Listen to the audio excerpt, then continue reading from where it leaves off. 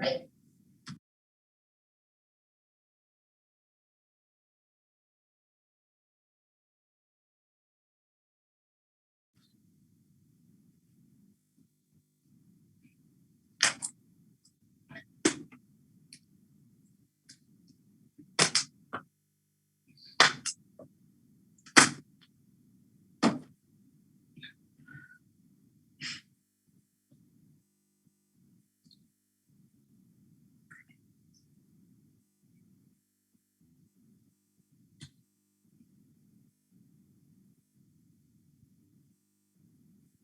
Did I make it back in time? Yep. Okay, good.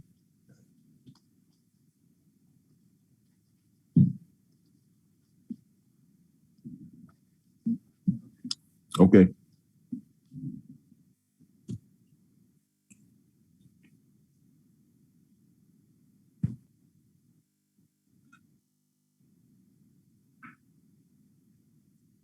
Sorry. Almost.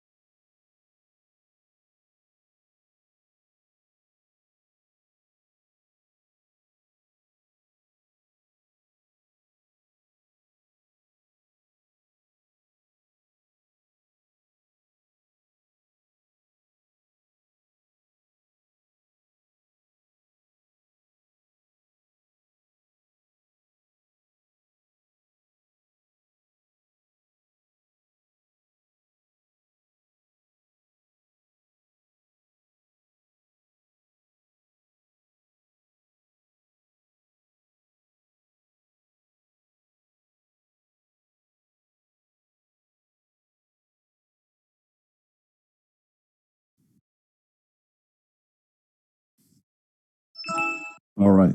Very good.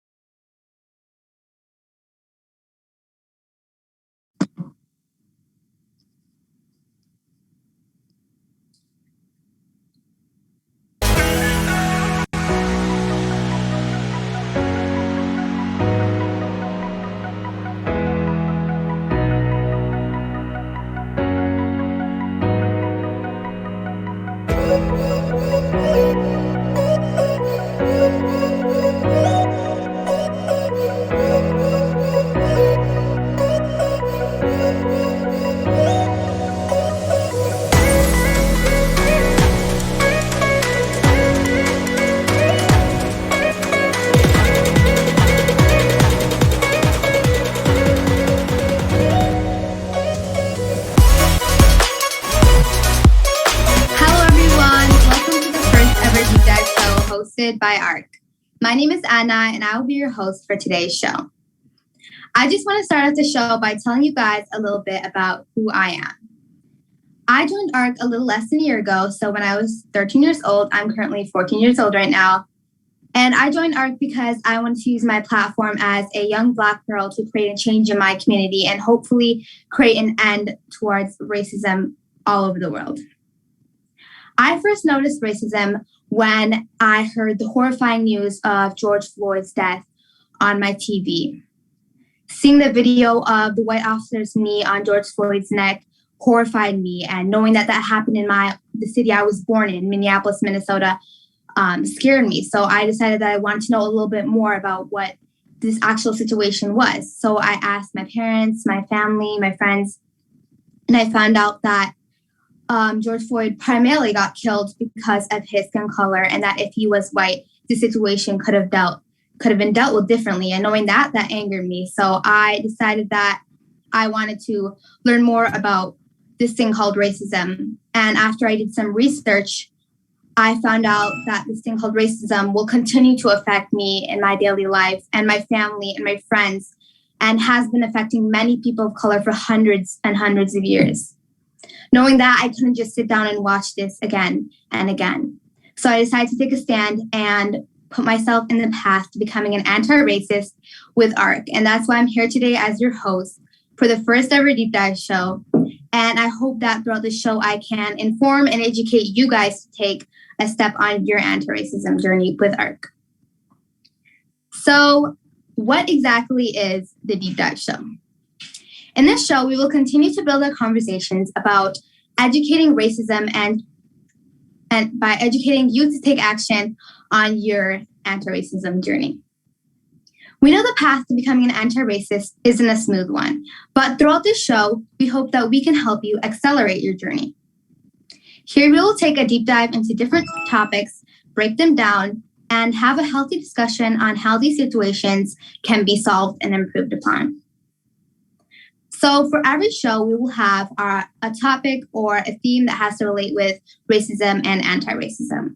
For this show, our topic will be about health relating to Black, Indigenous people of color, mostly known as BIPOC. Mental health in BIPOC is a critical topic to touch on because mental health issues in these communities are at the highest rates. We will go through some statistics and recent events surrounding mental health among people of color, such as the most recent events regarding the Tokyo Olympics. We will open up a discussion with some special guests and discuss why these communities can't get the right mental care they need and what we can do to destigmatize mental health. Also, make sure to put any questions you have throughout the show, whether it's about ARC, any questions you have in general about the discussion, or for our special guests, just make sure to put them in the chat throughout the show so we can get to them later on.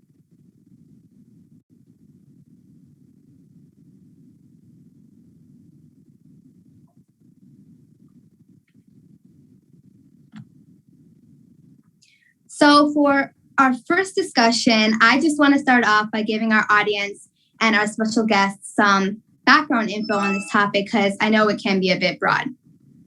So first, we'll talk about Black athletes. Now, I'm pretty sure you know and you've heard of Black athletes' mental health and the Olympics with everything going on in the news recently. Athletes have been gaining media traction for taking empowering steps towards their mental health, such as athletes Naomi Osaka and Simone Biles. Naomi dropped out of the French Open this May, saying that the post-match questions by journalists affected her mental well-being, triggering her anxiety. She pulled out of competitions until the Tokyo Games and later described feeling the pressure after being eliminated from the Olympic medal competition.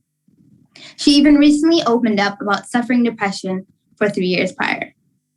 Another amazing athlete that has been taking empowering steps towards her mental health is none other than Simone Biles. Biles amazed everyone by pulling out of the USA women's gymnastics team due to her mental health. She describes not feeling the best headspace to compete and later described in an Instagram post that she felt, quote unquote, the weight of the world on her shoulders. And that doesn't come as a huge surprise. She is America's most decorated gymnast, and her campaign was in pursuit of 6 gold medals. And on June 20th, Sha'Carri Richardson ran the fastest 100 meters out of all USA qualifiers, landing her spot in the Tokyo Olympics. She later tested positive for marijuana, which she consumed before the Olympic trials to cope with the recent death of her biological mother. Nevertheless, she was removed entirely from the Olympic competition. Other Black athletes such as Coco Gauff, Raven Saunders, Simone Manuel, and Noah Lyles show support for athletes speaking out about their mental health, as well as citing their own mental health experiences for the world to know. These recent events in the Olympics show how mental health in Black people is overlooked and dismissed. And not only in famous Black athletes, but we can see how BIPOC in our everyday lives are affected by mental health. Every day, people of color experience racist abuse that when experienced daily pile up on each other, which can cause pressure and later on mental health issues. Things like people avoiding BIPOC in their neighborhoods out of fear and ignorance, mass incarceration of their peers, a school curriculum that ignores their history, racial profiling, and so on are some things that can trigger higher rates of mental health issues in people of color. But this trauma can live on an even bigger scale. For example, in Native American communities, the historical trauma that runs through is devastating. Native Americans have a rich culture and history that is rooted deeply in this land of America. Yet they have experienced and still face deculturalization, cultural sublimation, and identity suppression. This leads to some Indigenous people feeling lost and ignored. A Native American community leader in Davis, California, works with Native Americans in his community who feel emotionally deprived in cases where they may have been affected by any type of historical trauma. Now let's talk stats. A study from the University of Southern California shows that Black people are 20% more likely to experience mental health disorders or any psychological stress compared to whites. Many of this is because of racially based exclusion due to historical, economical, and social and political influences. An example is Native American children were used in medical experiments in the 1970s without consent. And in other years, US government scientists infected Guatemalans with a disease called syphilis as part of a study. This shows the root of the general distrust in the medical system from some people of color due to a long history of discrimination. According to the USC, although Black people account for 13% of the US population, Black people make up 33% of the sentenced prison population. Black men are 6 times more likely to be in prison than white men, and the imprisonment rate for Black women is nearly double that of white women. This stems an even greater fear in African Americans, leading to intensified mental struggles. Additionally, USC professor Ruth White says, if an African American person with a mental illness acts out in violence, they are much more likely to be criminalized than to be given the opportunity to receive mental health care.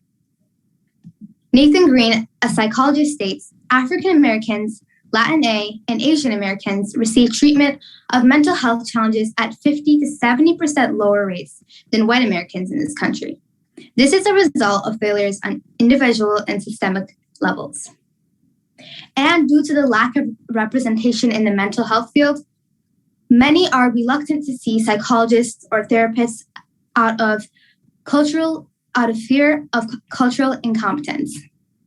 According to the American Psychological Association, in 2015, 5% of psychologists were Asian, 5% were Latina, 4% were Black or African American, and 1% were multiracial or from other racial or ethnic groups. This can cause cultural mistrust, misunderstandings, miscommunication, and miscommunications between a patient and a practitioner, which can tarnish the quality of care and only create a bigger problem for the patient. It is clear that racialized people from wherever they reside or however famous they may be are fighting an uphill battle when it comes to mental health. After listening to this handful of info and current events, it is important for us to reflect on this and discuss this topic to bring awareness and reverse this trend as we are doing today. We will now dive into our discussion with our co-host, Jeremiah.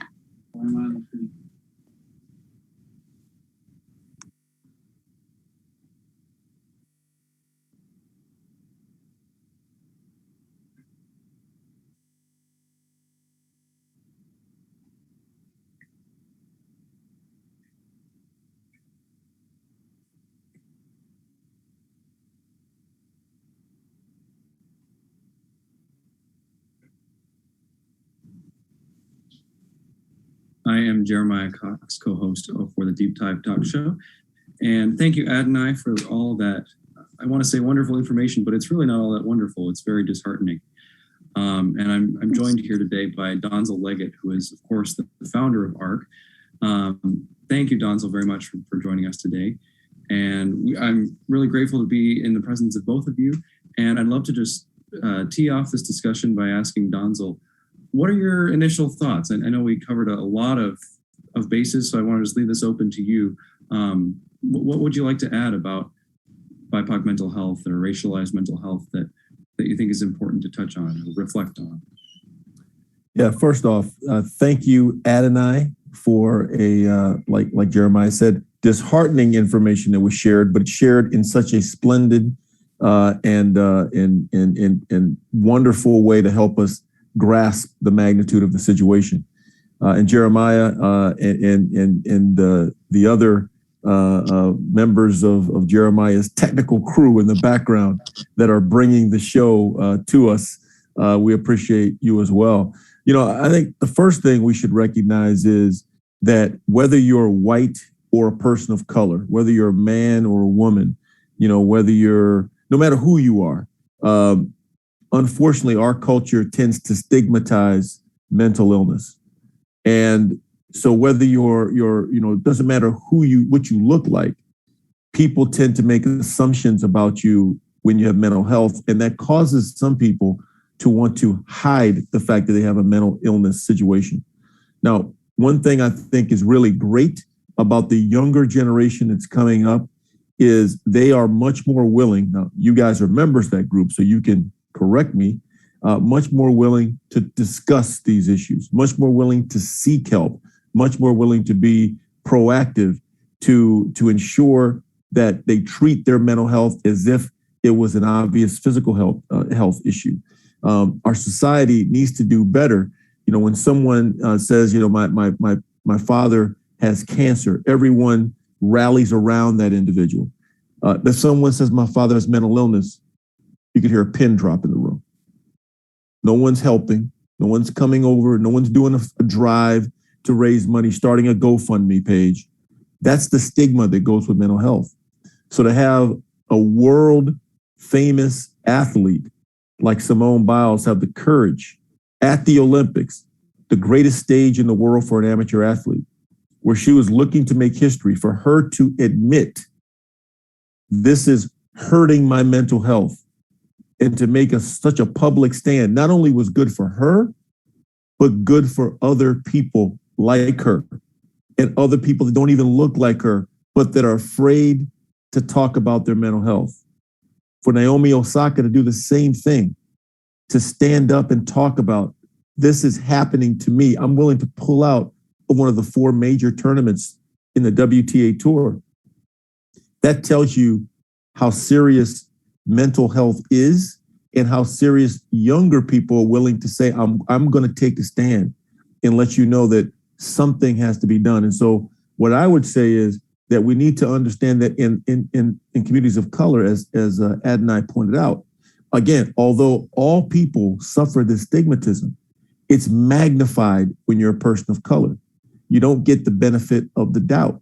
And even within our community, I could tell you that, growing up, my parents, my grandparents always tell me, hey, you're Black. The world's not going to be fair to you. So when bad things happen, you gotta figure out a way to overcome that. You gotta be tough. You gotta have, what's called mental fortitude, intestinal fortitude, guts. All that stuff meant that you can't let mental illness, you can't say the pressure is getting to me. So there's this pressure inside when you're a person of color, where not only are the external factors causing you to not want to say anything, but you've got these internal factors as well. So I think we need to recognize the courage that it took for those young ladies, those young women, to stand up and talk about this issue and be, not only help themselves, be role models for others. Absolutely. Yeah, it's so important to have trailblazers like Simone and Naomi and Shakira. Yeah, for sure. Thank you, Donzel. I think that we all understand that there's a lot of massive structural stuff that needs to change in order to fully cure or solve the problem of inequitable access to mental health care, or just stigmatization and increased rates of mental health challenges among racialized folk. But I want to ask a question, Donzel, and break it into 2 parts. On the individual level, there must be something that we can do to address this and prevent it with our friends or with our coworkers or with people in our close circles. And that's what ARC is all about, working in our social networks. So first, what can we do to help other people around us that can allow them to be more comfortable in living their lives and feeling more comfortable in their mental health? And then second, what can we do as individuals to sort of push the systems and push the structures to maybe snowball into some larger structural change? Yeah, I'll answer them together because I think they work very closely with the ARC process of personal transformation and the process for helping you transform people to be anti-racist. It's very similar to this. It all starts with, first, you have got to recognize that there's ignorance in your mind around mental illness, and you have to destroy those walls of ignorance that are stopping you from seeing the truth. Now, these are hard walls to break down, just like the walls of racism, because you've been told a long time, don't want to be crazy. You hear that word. You don't want to be kind of loopy. You don't want to be like someone like that. Go to a mental institution. Sometimes our friends, even our parents, throw those kinds of words around. And so you never even want to talk about it. You don't want to learn about it. It's like a taboo. Don't worry about, learning about mental illness. So you have to break down those walls by understanding what truly is mental illness, that it is an illness, just like cancer, just like a broken leg, just like, an intestinal infection, just like COVID-19. This is a sickness that people have, and without treatment, it will get worse. So you have to understand and learn. And when you start seeing it that way, by breaking down the walls of ignorance and seeing the science behind mental illness and the fact that more people around you have mental illness than you know, that the chances are there's several people in your network that are battling mental illness. The more you understand how common this is, the more that you then can go to the next step, which is to start figuring out what can you do as a person to help change the narrative about it. And that means starting to use positive phrasing, starting to take on these old beliefs about what mental illness is and what it's not, and for you to have the courage to take it on yourself.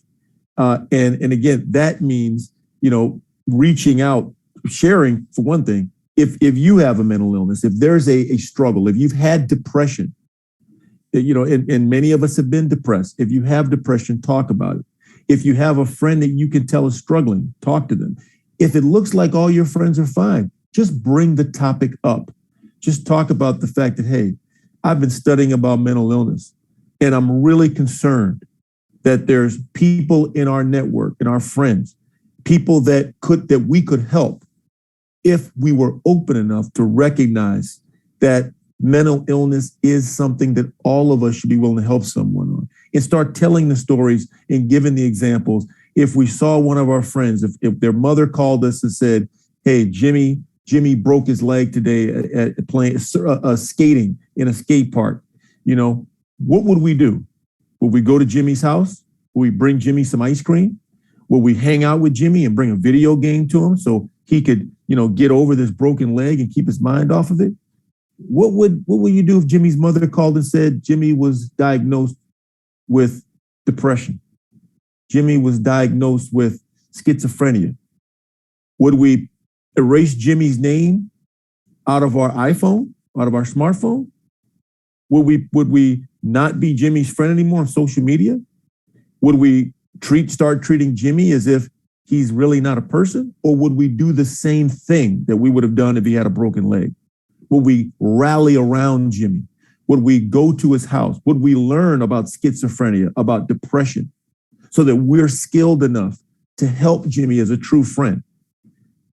Talk about those kinds of things with your friends. Just like if you want to be an anti-racist, you should talk about proactively about those topics with your friends. The same thing.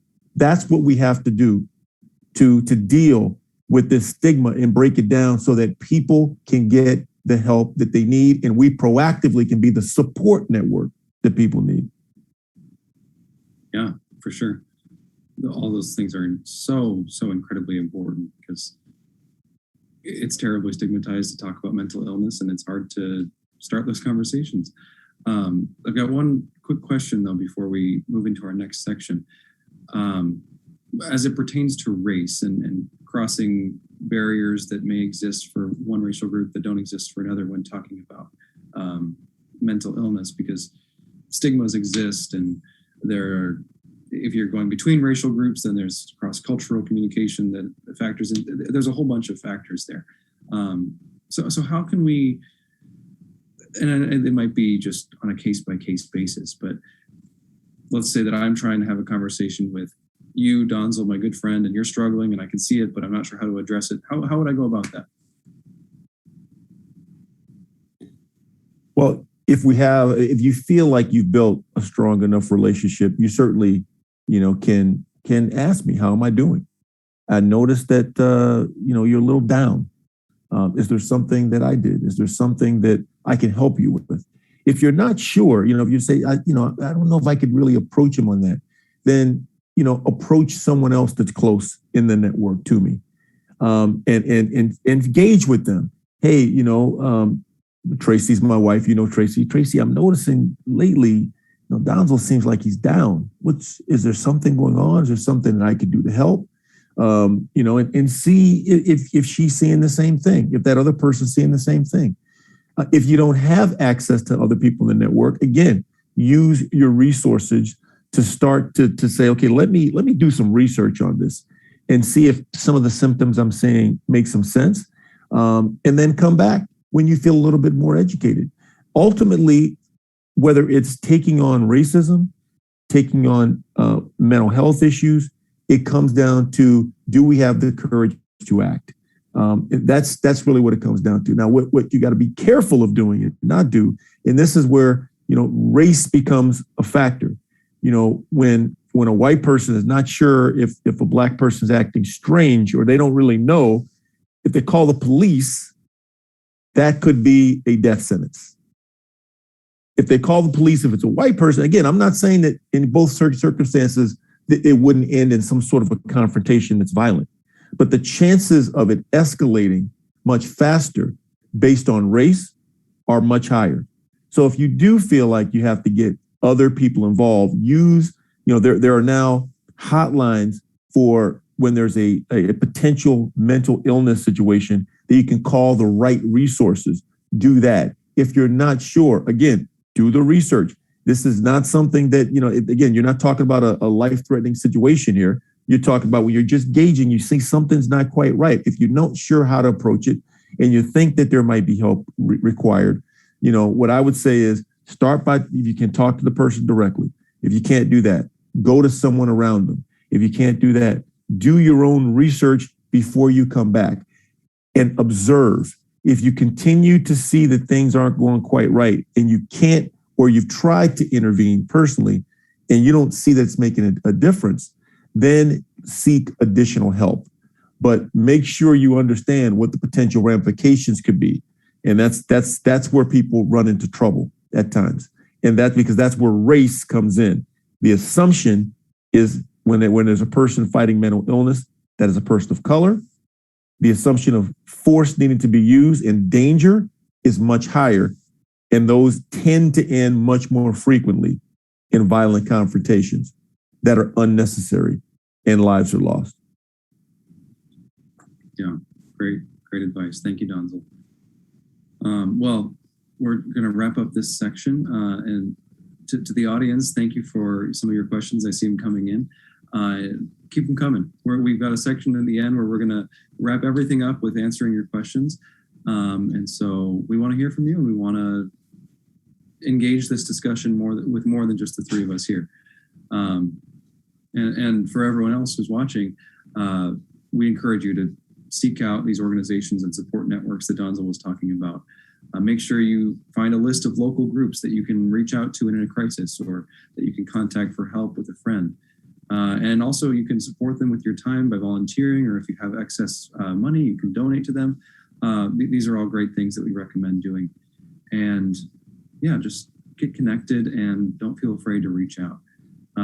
Ultimately, racial and ethnic disparities in mental health, they're massive problems, and it will take a long time to fully fix and solve these problems.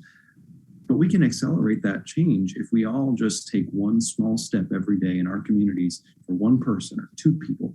And if we're just supportive and we reach out, we can make an enormous difference in our backyards. And ultimately that'll snowball and it can lead to a much bigger impact. So do what you can, stay local, and connect with organizations that are doing the work already.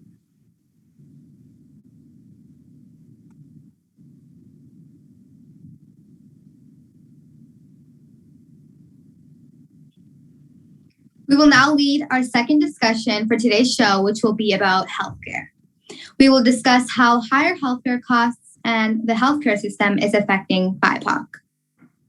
Around the US, BIPOC have been affected by COVID-19 at disproportionate rates. According to the CDC, Latinx people are dying at 2.3 times the rate of whites, and African Americans' death rate is at 2.4 times the rate of whites. Why is this? Well, one of the many answers to this question is the affordability of healthcare. Healthcare in the US is clearly not a right, but more of a commodity. Those who can afford it will garner the most benefits and have healthier outcomes. According to the Kaiser Family Foundation, BIPOC communities were the least health insured group of people in 2019, mostly due to the racial wealth disparities.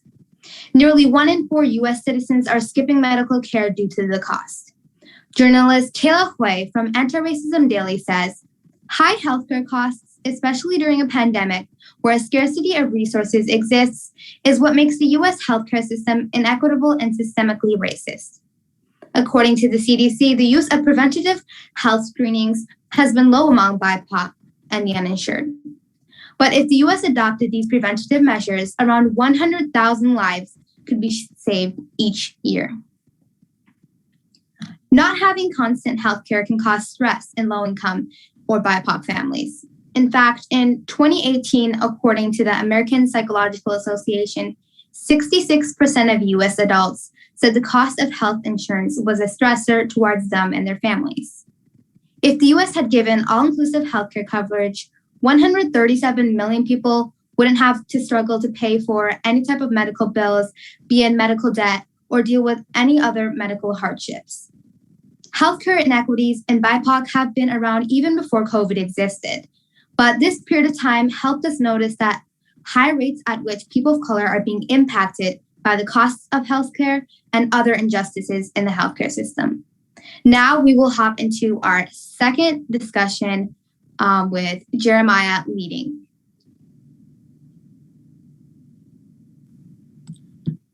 Thank you, Adonai, for those, again, disheartening facts and statistics. It's horrifying to hear all of this, and yet it's not surprising, which is even sadder in many senses, because it's so blatant and so obvious how inequitable our healthcare system is, or lack of a system. It doesn't work. So, Donzel, what do you think are some of the main drivers behind this? Is this all just predicated in hundreds of years of systematic racism, or is there something deeper or more contemporary feeding into this? Yeah, it's certainly one of the terrible legacies of the 400 years of oppression and slavery that the United States was built on, and it's again one of those legacies. Adonai mentioned, one of the key legacies, and that is the economic denial of the majority of people of color to gain any semblance of real wealth. And I'm not talking about, being a millionaire or anything like that. I'm just talking about enough assets to be able to afford a decent home in a safe place, in a good school district, where you also can have good health care that allows you to have a physical on an annual basis and be able to go to the dentist and be able to get eye care, and be able to be treated and get the resources you need if you also have a mental illness like we were just talking about. And the vast majority of people of color in this country are trapped in abject poverty. Now, are there some that have done well? Sure. Are there some that have done extremely well? Yes.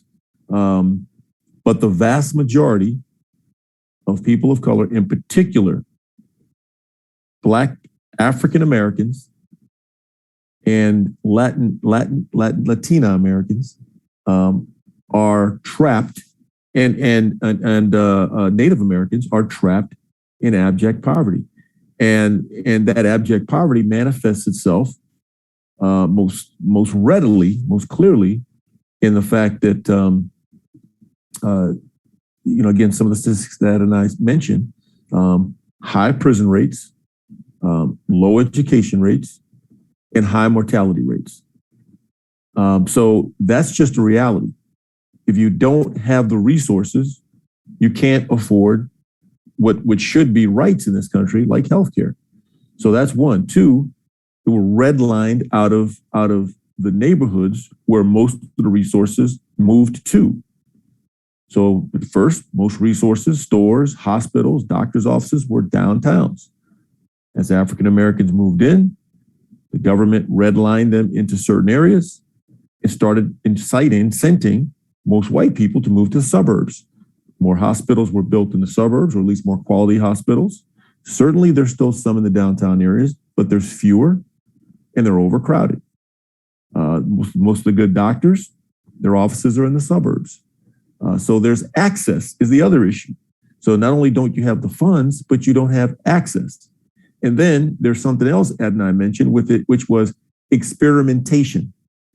She mentioned that there was a experimentation or a medical test done on Guatemalans, I think she said, with syphilis or something along those lines. That was done to African Americans in several places in this country, not just with syphilis tests. I think that was actually with at Tuskegee Institute, but there were also many very painful and heinous procedures done on African American women for the benefit of the gynecological practice. Most of the current gynecological practices, knowledge was all gained through heinous tests and procedures on African American women. So there's a belief by many in the Black community that you can't trust the healthcare system. So even if you have the money, you have the access, do you really trust them? It's one of the reasons why so many won't get the vaccination, because some people really believe, because this happened before, I'm going in to get a vaccination. No, they're actually injecting me with syphilis. So there are many, many reasons as to how we got to this place. We're still stuck in this place because of apathy. Many people simply don't care, and politics. That's why we're still here. Yeah. So it sounds like there's kind of a mix of healthcare inequities are a product of a long history of systematic racism and racist policies and ideas, but also then there's the direct line of testing and giving people syphilis and gynecology testing on Black women that directly foster distrust. And so they both sort of resulted in this extremely inequitable system.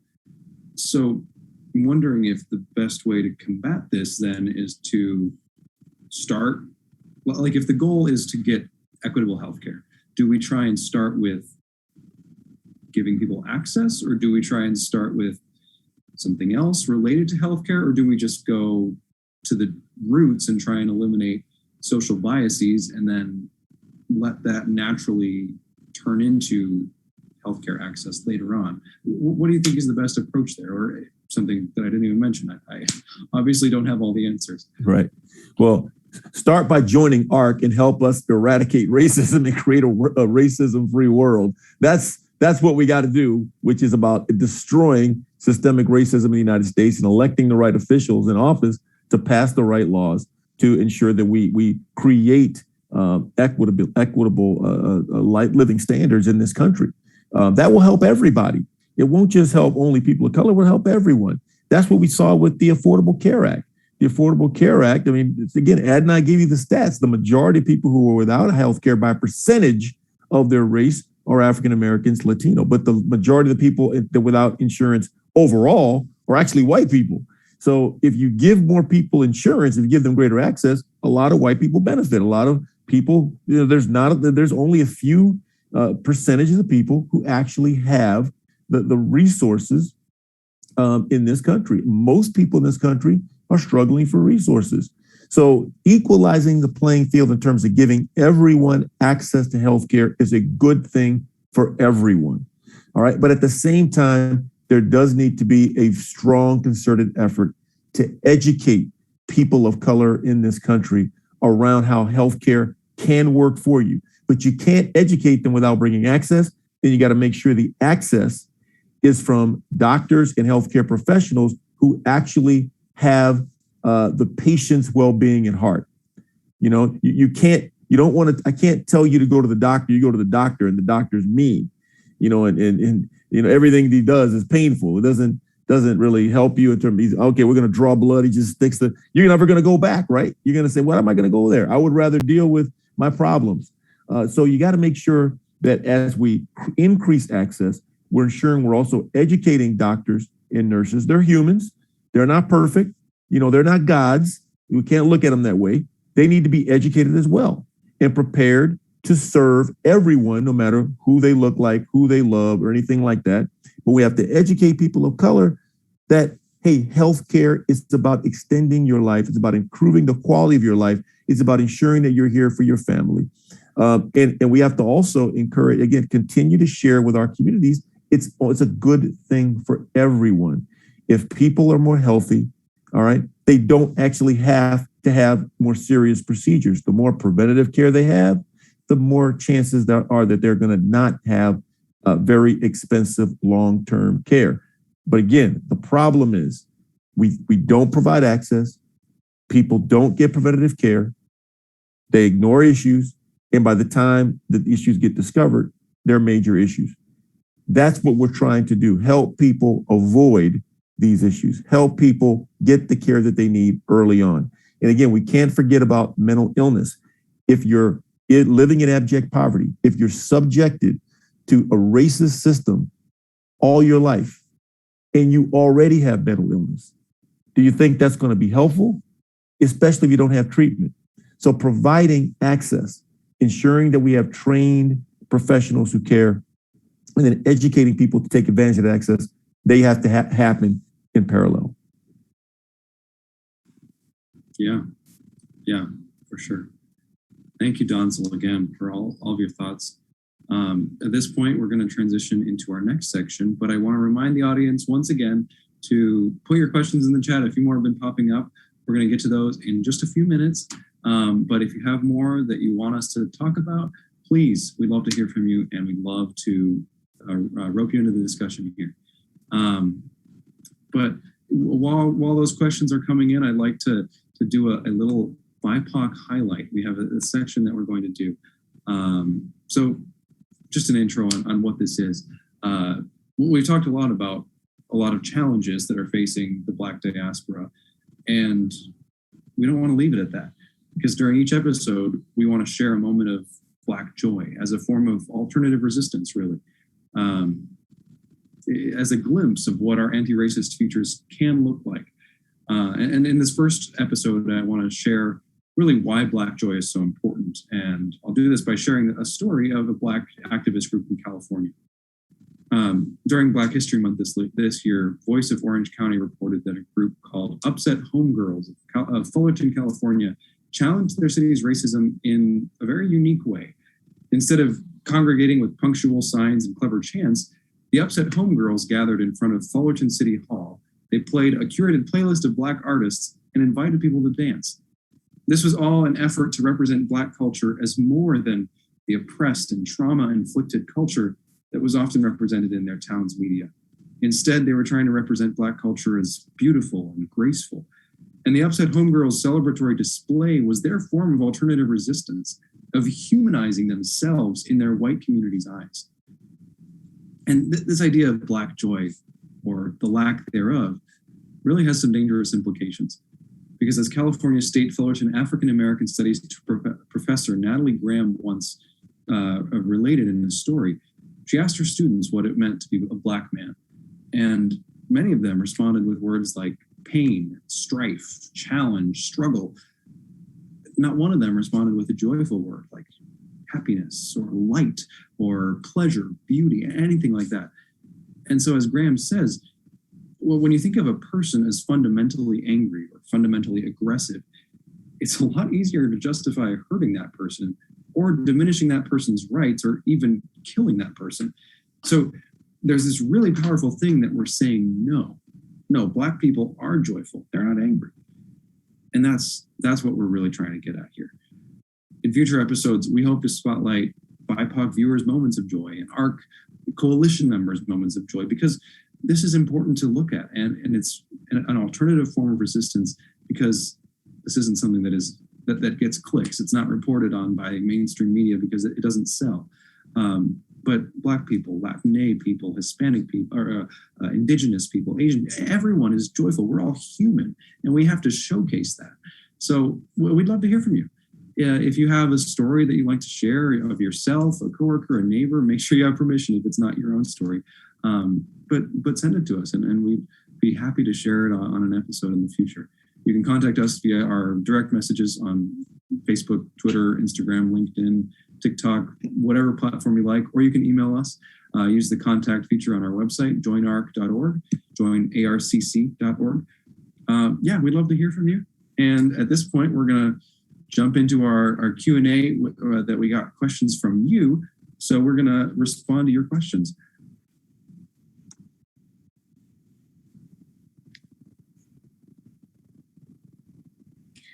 We have finally come to the part of the show where you get to answer the questions that our audience has been waiting to hear your perspective on. So the first question in the chat is, what can we do to bring more people of color into health profession?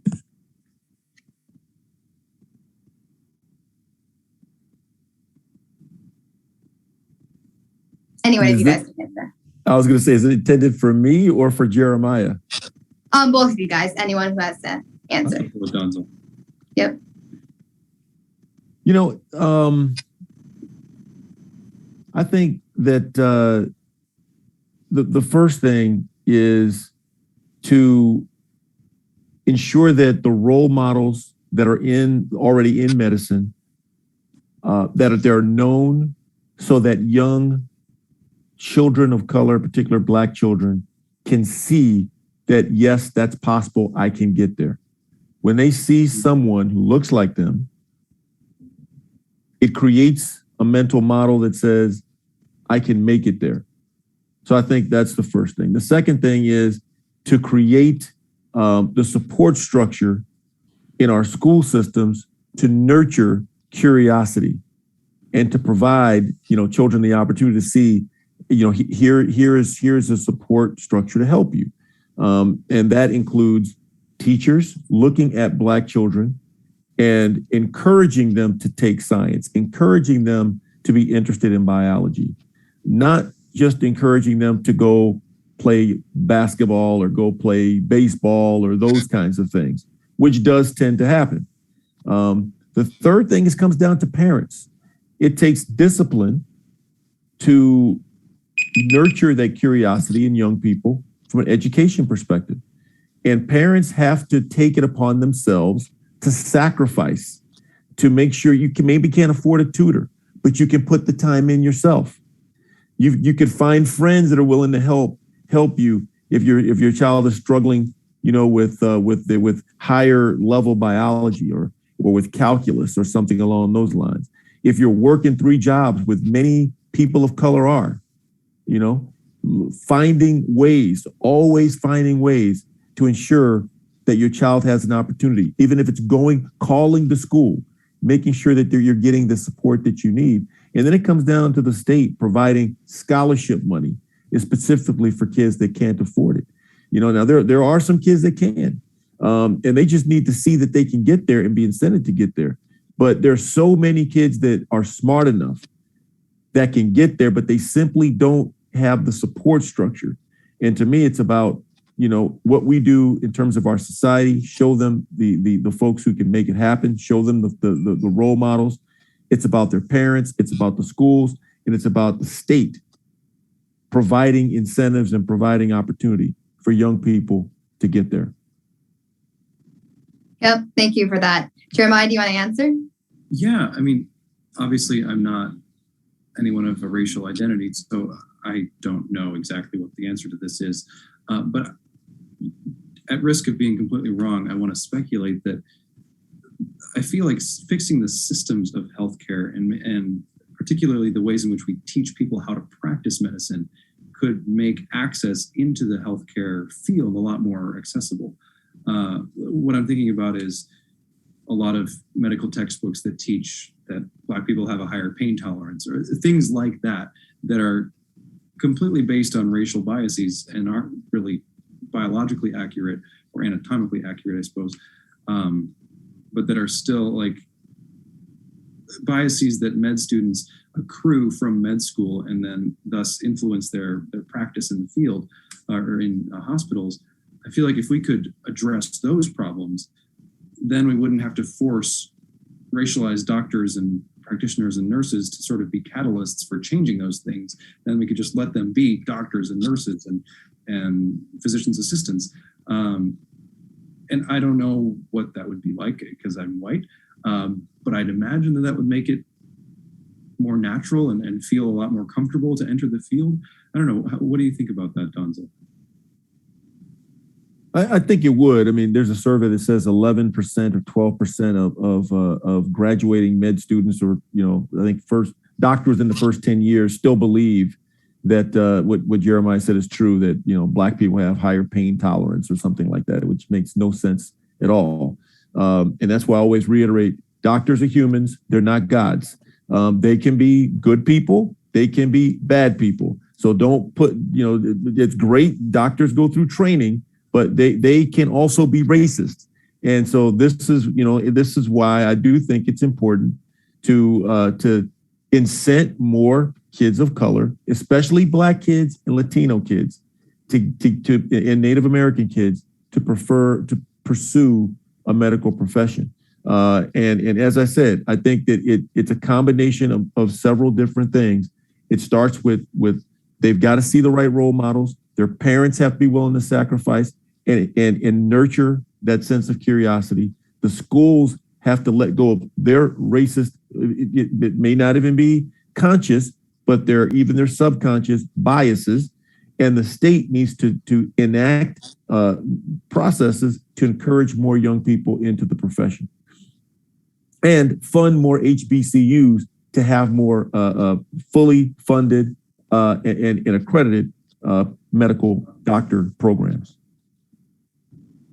Yep. Thank you both for your thorough answers. I definitely agree that we have to continue to educate, like starting from youth, people of color, to try going to different fields like the mental health field. So for our second question is, how do we help people of color to sign into programs such as Obamacare?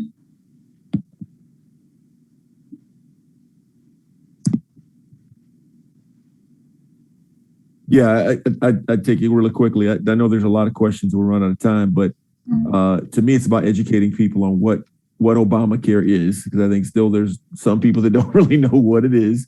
So I say we need to make sure we have targeted education in the Black communities and the Latinx community, Latina communities, about what Obamacare is. Not only what it is, but how does it work? How does it work, and what it does for them? I think, the education factor is important. And then specifically for both groups, there are some factors you also have to address. For Latinx people or Latina people, making sure that they understand whether you're documented or undocumented. Can Obamacare work for you? If you fill out the paperwork, are they going to track me somehow? If you're, for African Americans, making sure they know they have control over their healthcare and their healthcare information, making sure that they understand, hey, your information's secure. Here's what HIPAA is. They can't steal your credit somehow by you signing up for Obamacare. All of these things are things you got to be very targeted with the education around what it is, how it works, how to sign up. Especially now, a lot of the sign up is leveraging online mechanism. These things are concerning to some of these communities. Yep. Thank you. I'll move on to the third question, which is, what should we do as POC if we feel uncared for with our healthcare provider? Well, I get this. I talk to my wife about this all the time. We cannot see doctors as gods. We cannot put them on pedestals. They are people. It's just like, again, to me, they're a mechanic for your body. Mechanics troubleshoot cars and they fix them. Doctors do the same thing. If a mechanic breaks your car, are you going to keep going to that mechanic? No. Are you going to report the mechanic? Yes. Are you going to put a bad review on the mechanic? Yes. Do the same thing with a doctor. That's the internet's got some bad things, but one of the good things about it is you can make your voice heard. And these doctors now have ratings. You can give them ratings. You can go online and give your review. You do not have to stay there. I'm actually visiting my parents. I went to the doctor with my dad. I'm trying to be engaged, involved, because you just never know. There's some doctors that they're just trying to get people through. They're focused on volume. There's other doctors that actually want to talk to their patients, want to understand them. Those are the best doctors. The best doctors are not the ones who maybe scored the highest test. Maybe they didn't, but maybe they care about people and they're willing to take the time to understand the person, to give you the right advice, to really make sure that you're truly being cared for, not just physically, but emotionally. We started with talking about mental illness. So if you don't feel good about a doctor, if you feel like the doctor doesn't care, if you feel like the doctor's not taking you seriously, if you feel like the doctor may even be a little bit racist, get out of there. Don't stay there. Find another doctor. There are other doctors. Don't stay, and make sure you report them. Give them a review, just like you would if it was a mechanic, if it was a restaurant. Make sure you give them a review to help others understand the service of this doctor. That's my perspective. Thank you. Any thoughts, Jeremiah? I haven't had this experience. I think that Donzel's reaction is very appropriate. And I like the mechanic analogy. If something isn't working, fix it by in this case, finding a new person and holding that person accountable who didn't do the right job. So yeah. Okay. We will move on to our fourth question, which is how can we convince our people of color counterparts to trust the healthcare system, what with the low rates of Blacks taking the COVID vaccine?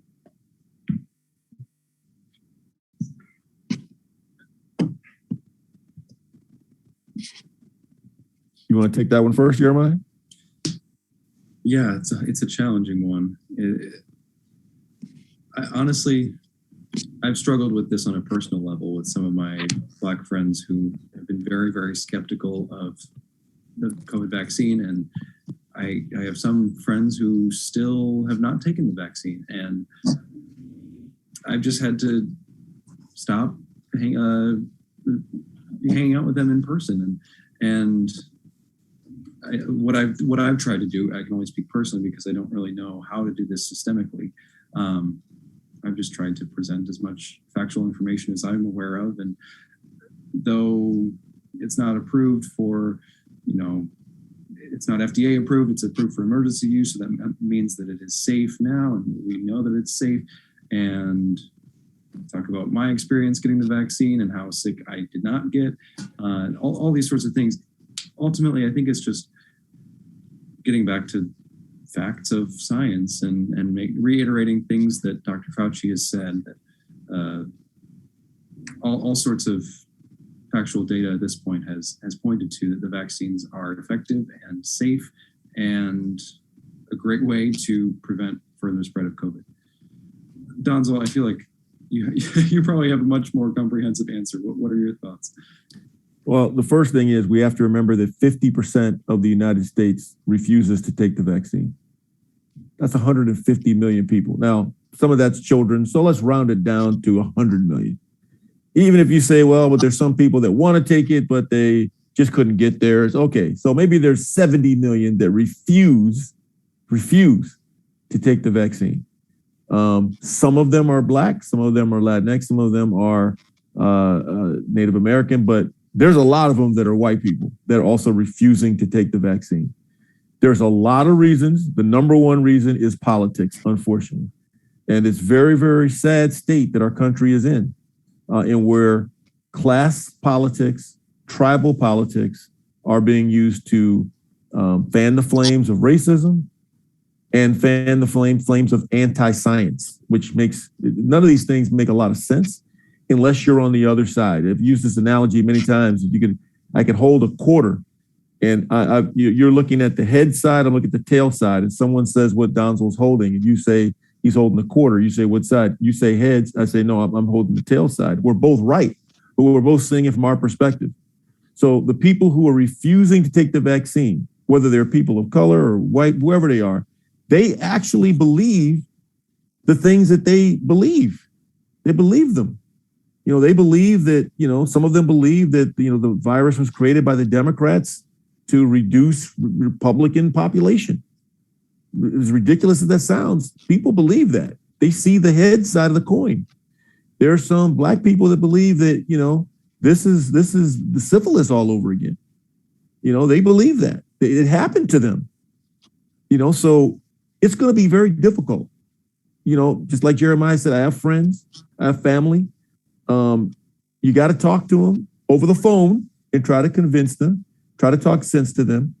But you got to also come to the realization that they're seeing a different side of the coin, and they may not ever come to your side to see the tail side because of how tribal this country has become. And it's a sad situation because we're talking life and death here. And I've got family that work in the healthcare system, and they're literally telling me about people who refuse to get the vaccine. They're on their deathbed, and now they're saying they wish they would have. There are reports of people in some states where getting the vaccine is viewed as bad, and they're putting on disguises and changing their names so they can get the vaccine without their family knowing. That's how bad this situation is. Now, again, I would hope that most people of color who have less health care and access to it, that have to work a lot of frontline jobs where they can't social distance, you would think that they would say, I understand all that, but man, I got to get this vaccine. But again, they're looking at the other side of that coin. So what I would say is, like Jeremiah said, try to talk to them, try to convince them, try to give them as much facts as you can. But at some point, you do have to hold them accountable, just as you do if they were maintaining racist beliefs. At some point, you gotta move on. It's sad to say, but at some point, you have to move on. I'm not going to put my life at stake because you refuse to see common sense. Thank you. We have one last question in the chat, and then we will conclude our show. It says, do you think shows and movies ways of depicting Black youth is one of the main ways Black youth are harmed, and how can we fix that?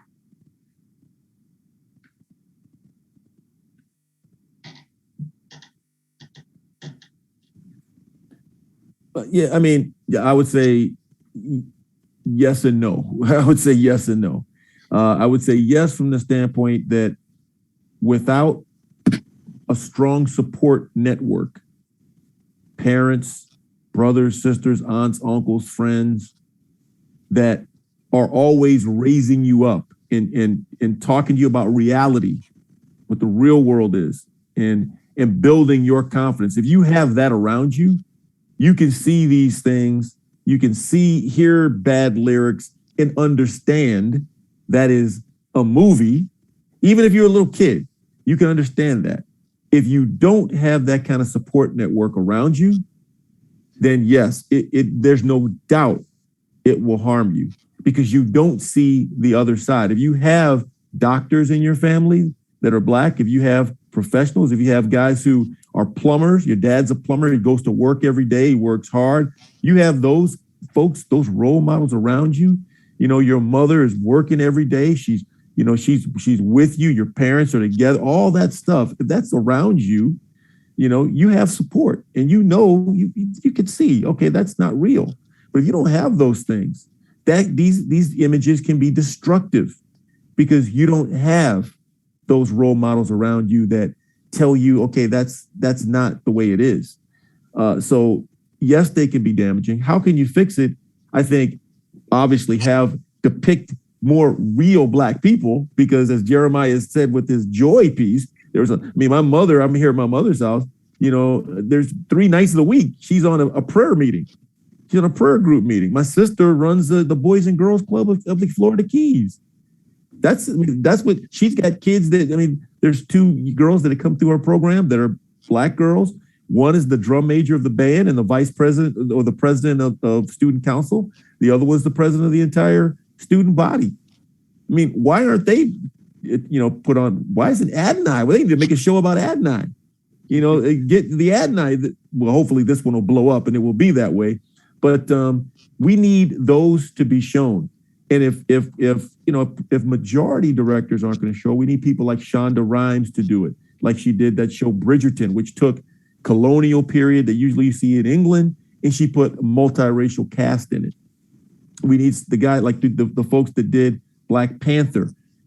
those movies, those types of media can make a big difference to people. So yes, and there is a way around, and that is show the real people of, the real people of color in their real element, and not just the negative elements. Yeah, and I think that just separate from how it affects personal development and whatnot of Black youth, it's very destructive to see these messages for a lot of white people or people who are not connected to Black society. There was a stat that I don't remember where it came from or when it was published, but something like 80% of white people in America don't have a significant relationship with a Black person. And so for those 80% of people, their image of what a Black person is or how Black culture operates is constructed by media representation. And when media is representing Black people, we scratch our heads at why we still have these problems, and then we don't look at what as lazy and impoverished and all sorts of things, what messages we're feeding our kids and our neighbors and people in school, like, that are really not accurate and very predicated on racial biases. That there's such an obvious detrimental impact of media representation of course we're going to keep being racist, and of course we're going to keep raising new generations of white racists and with racialized groups upon just social stigma and biases and racism. That yes, I think that shows and movies, at least on the social side of racism, are one of the main ways that Black youth are harmed. And I think that extends to more than just Black people, to also to Latin people and Asian people and Indigenous people and all manner of ethnic and racial groups. Absolutely. Yep. Thank you guys so much for your answers and your perspective. Anything else you guys add? Nope. Okay. Then we'll wrap up our show. So a big thanks to our audience for tuning into our show today. We hope that you learned something new and have taken another step on your anti-racism journey throughout this show. We hope to see you and some of your friends for our next episode of ARC's Deep Dive show on September 21st. So save that date. Remember, we are never doing enough as long as racism exists. Until next time.